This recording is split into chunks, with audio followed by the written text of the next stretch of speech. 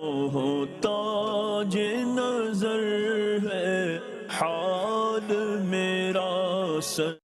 نماز جمعہ کی صحیح رکعتیں بتا دیں کتنی ہوتی ہیں؟ بعض لوگوں کو بڑی کنفیوژن ہوتی ہے کہ 14 ہیں، 12 ہیں، 2 ہیں، تو کیا اصل حقیقت کیا ہے؟ اسلام اس بارے میں کیا کہتا ہے؟ جمعۃ المبارک کی نماز کے لیے جب ہم آتے ہیں تو جمعۃ المبارک کے خطبہ ہونے سے پہلے 4 رکعت سنت پڑھی جاتی ہے، یہ سنت مؤکدہ ہے۔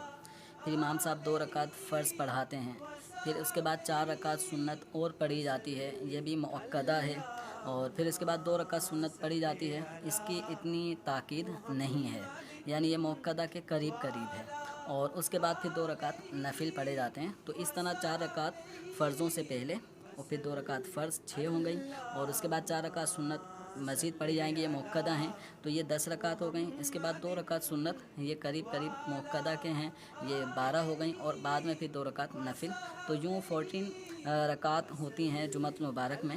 اب یہ بعض لوگوں کو اس طرح کی غلط فہمی ہے کہ جمعہ کے جو 2 فرض ہیں بس وہی جمعہ کے ہوتے ہیں، بقیہ جو سنتیں پہلے یا بعد والی ہوتی ہیں تو وہ ظہر کی ہوتی ہیں۔ تو جمعۃ المبارک کی نماز جب کوئی مسلمان پڑھ رہا ہوتا ہے جس پہ جمعہ فرض ہے، جمعہ کی ادائیگی کے لیے آیا ہے، تو 2 رکعت فرضوں سے پہلے کی 4 رکعت سنتیں، اسی طرح فرضوں کے بعد کی جو سنتیں اور نوافل ہیں، یہ سب کی سب جمعے کی نیت سے ہی پڑھی جائیں گی۔